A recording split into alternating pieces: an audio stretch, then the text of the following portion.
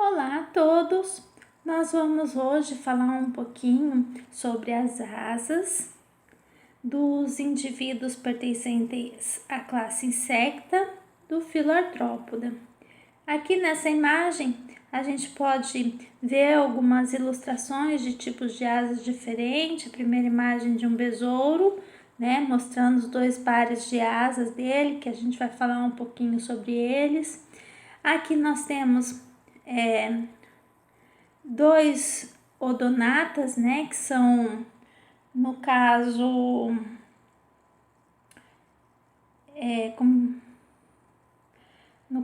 as libélulas, tá? E aqui nós temos um lepidóptero. Então, a gente vai ver um pouquinho das diferenças principais em relação a essas asas para auxiliar depois no sistema de classificação das ordens, tá? E com isso, é importante também a gente entender um pouquinho como que são nomeadas as nervuras dessas asas, tá? Então, se vocês puderem observar, nessa imagem, essas nervuras estão colocadas de cores diferentes, justamente para demonstrar a localização de um grupo de nervuras. Lembrando que, dependendo do inseto, essas nervuras podem sofrer variação no formato, ou algumas nervuras podem se fundir, Então, tem ter a formação de menos células nas nervuras, mas a classificação em relação segue a mesma, ela só vai sofrer essas variações. Então, o que acontece? Aqui na base, a gente pode observar onde acontece,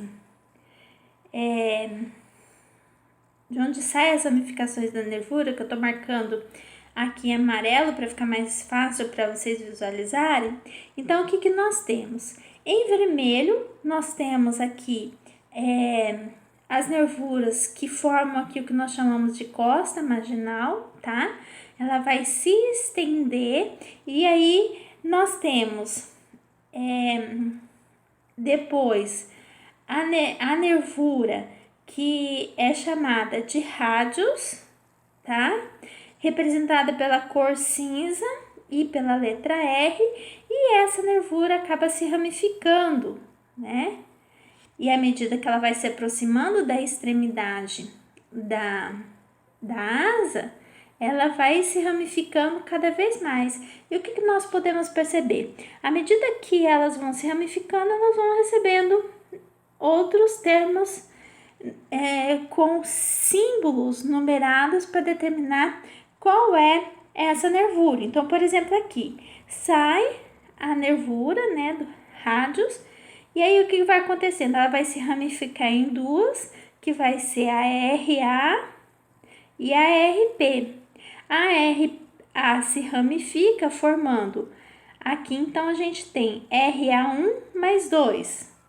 A seguinte, RA3 mais 4 e assim por diante, tá? Então, vai ocorrendo a representação dessas nervuras, tá? Ou que, como podem ser denominadas como está aqui em cinza, R1, R2, R3, R4 e assim por diante.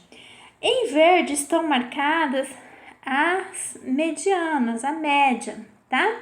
E aí vai seguir a numeração, a primeira como MA1, a segunda como MA2, MA3, tá? E aí a partir da MP começa a numeração novamente, MP1, MP2, MP3.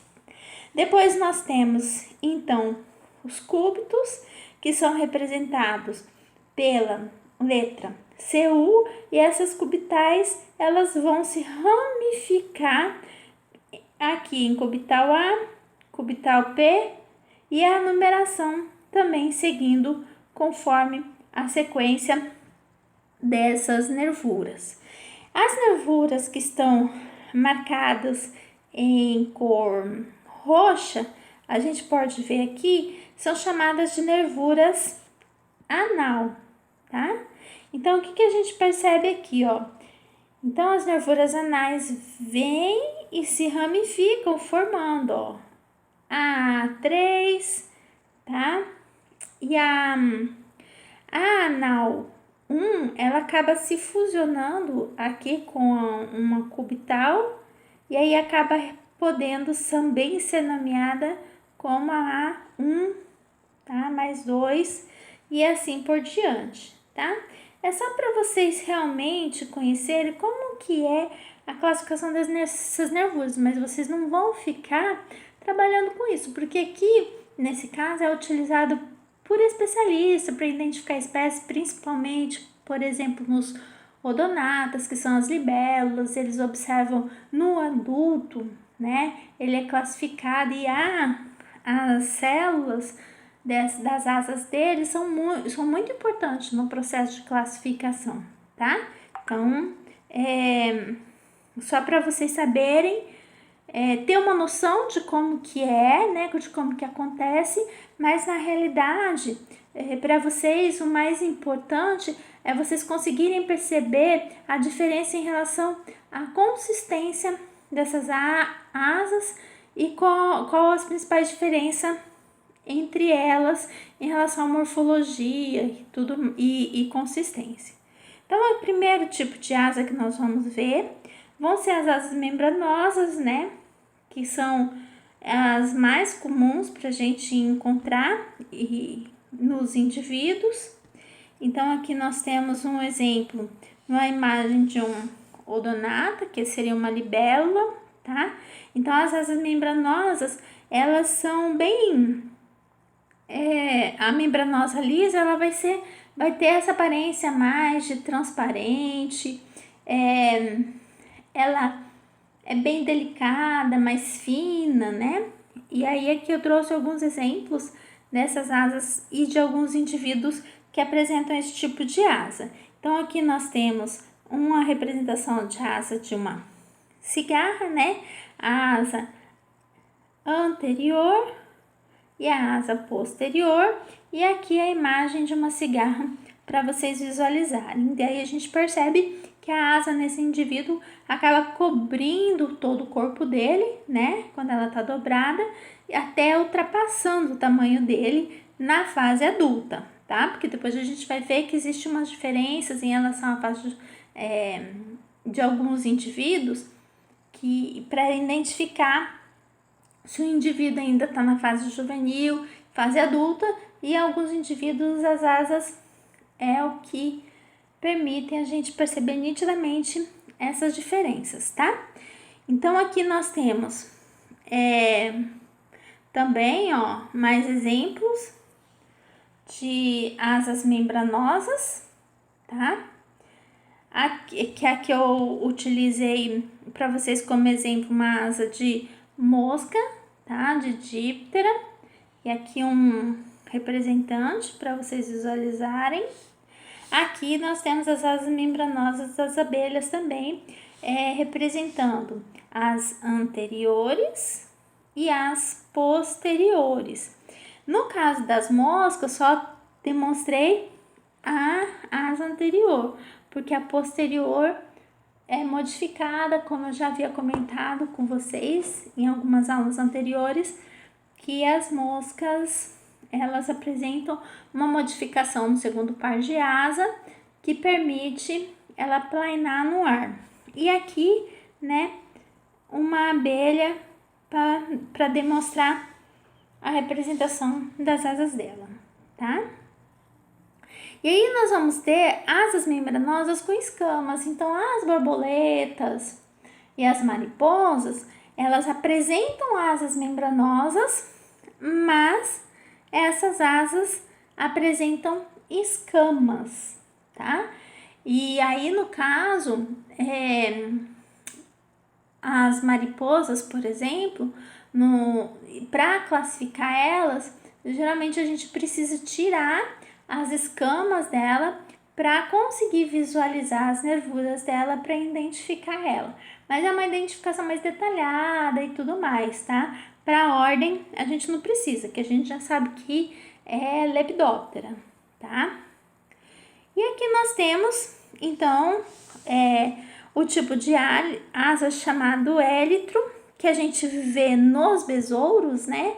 É muito característico, não tem nem como confundir. E aí a gente pode visualizar aqui, marcado com as setinhas em vermelhas, quais são essas asas que são os élitros, tá? O segundo par de asas dos besouros são membranosas lisas também, certo? Aqui nós temos os hemiélitros. O que é o hemiélitro? O hemiélitro é que parte da asa é consistente, coriácea, consistente como o élitro, tá? E a outra parte da própria asa, ela é membranosa. Então, o que vocês vão perceber aqui, ó? Nessa região aqui que eu tô representando em azul, ela é mais rígida, mais forte, mais consistente. E essa parte aqui que eu tô marcando agora, ela é membranosa, tá? Do tipo membranosa lisa. Então, a asa, o primeiro par de asa dos percevejos, elas vão apresentar essa característica e nós chamamos de hemiélitro, parte formada por élitro, que é a mesma consistência das asas lá dos besouros, tá? E no caso aqui, vocês vão perceber a formação dessa estrutura marcada, que parece um triângulo, que está marcado em vermelho. Deixa eu até pegar o vermelho aqui para complementar. Então, eu vou marcar aqui para vocês, ó. Toda essa parte, esse triângulo que está marcado em vermelho, é chamado de escutelo. É bem característico desse grupo, tá? E aí nós vamos ter as tegmina, que são asas que elas ficam entre a característica da membranosa lisa e do élitro. Então, elas não são tão rígidas como o élitro, mas também não são tão delicadas como no caso da membranosa, tá? Então, aqui para vocês visualizarem a imagem das tegmina. Então, por isso elas recebem esse nome. E é o tipo de o primeiro par de asas, no caso dos gafanhoto, tá? Das esperanças. E aí o segundo par de asas também mantém-se como membranosas, tá? Então é sempre assim. O primeiro par de asas geralmente é o primeiro par de asas que vai sofrer as modificações, as alterações. Alguns casos específicos que seria o segundo par de asa. Geralmente o segundo par de asa é membranoso, tá? Então aqui mais algumas imagens, né, para vocês observarem do tipo de asas de tegminas, tá? Então aí nós vamos ter também o que eu havia comentado anteriormente sobre as asas dos díptera, né, que são as moscas, os pernilongos, os mosquitos, tá? E aqui nós temos, então, para demonstrar para vocês, na primeira imagem, marcado com a setinha em vermelho, uma estrutura aqui, ó, bem pequena, onde seria o segundo par de asas.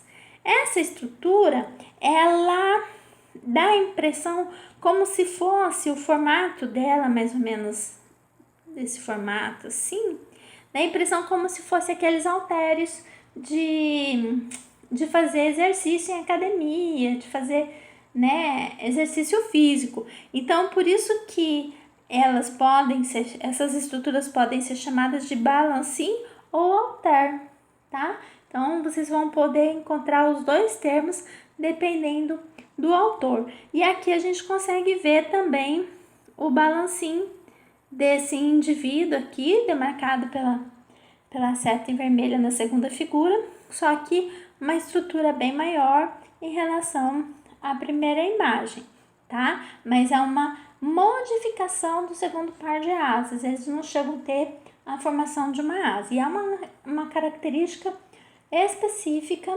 dos dípteras, tá? E aí aqui a gente encerra essa parte falando sobre os tipos de asas, que é uma característica muito importante que vocês têm que conhecer, porque a gente vai precisar lá para classificar as ordens, entender as características das principais ordens, tá?